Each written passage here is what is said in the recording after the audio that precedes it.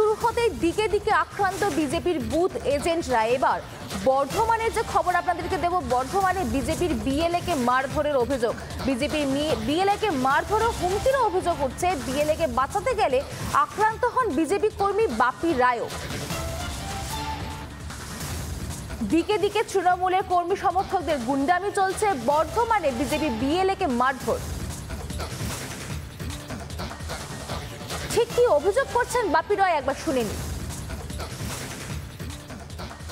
বর্ধমান দক্ষিণ বিধানসভা 260 26 নম্বর ওয়ার্ড 9 নম্বর পার্টি আমার বিএলএ টু যে ছিল অজয় আইচ, উনি বিএলএর সাথে কাজ করছিল। সকালবেলায় তৃণমূলের কিছু আর্মাদ বাহিনী কাঞ্চনগাছির লোক তারা এসে তাকে টানাহেচড়া করে এবং চত্থাপ্পড় মারে, তার গাড়ি 2-3 বার ফেলে দেয়।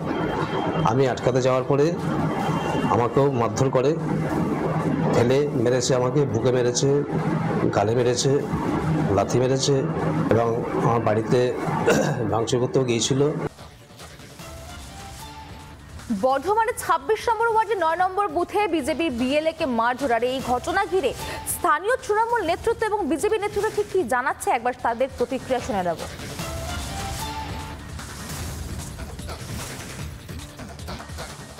বিজেপি এরকম অভিযোগ মাঝে মাঝেই করছে, অভিযোগের সারবত্তা আছে কিনা দেখতে হবে।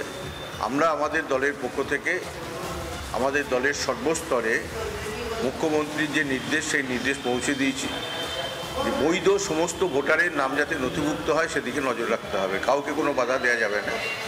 এবং তারপরেও যদি এরকম ঘটনা কেউ ঘটিয়ে থাকে, সে ঠিক করেনি, আইনের পথে চলবে। তবে বিজেপি এরকম অনেক মিথ্যা অভিযোগ করছে, অভিযোগটা ঠিক কিনা সেটাও যাচাই করে দেখতে হবে। এটা এসআইআর চলছে নির্বাচন কমিশনের আন্ডারে। আমি এই সমস্ত ঘটনা তথ্য আমাদের জেলার যিনি নির্বাচনী প্রধান আছেন ডিএম ম্যাডামকে আমি জানিয়েছি। আমরা অফিসিয়ালি তার জন্য যা যা করণীয় সেগুলো আমরা করছি প্রশাসনকে জানানোর জন্য। এই যে ঘটনাটা ঘটেছে, মাঠে মারধর করা হয়েছে, তারপরে সেখানেই তারা ক্ষান্ত হয়নি, ওনার বাড়িতে চলে গেছে, ওনার মোটরসাইকেল ভাঙচুর করা হয়েছে, বাড়ি, হ্যাঁ অজয়বাবু, ওনার বাড়ি ঘর ভাঙচুর করতে গিয়েছিল। ওদের একটাই অভিযোগ যে বিজেপির বিএলএ থাকা যাবে না, শুধু তৃণমূল থাকবে, সিপিএম থাকতে পারে, বিজেপির থাকা যাবে না। বিজেপির বিএলএ হিসাবে তিনি কাজ করছেন, ওই জন্য মেরেছে, আর কোনো কারণ নাই এখানে।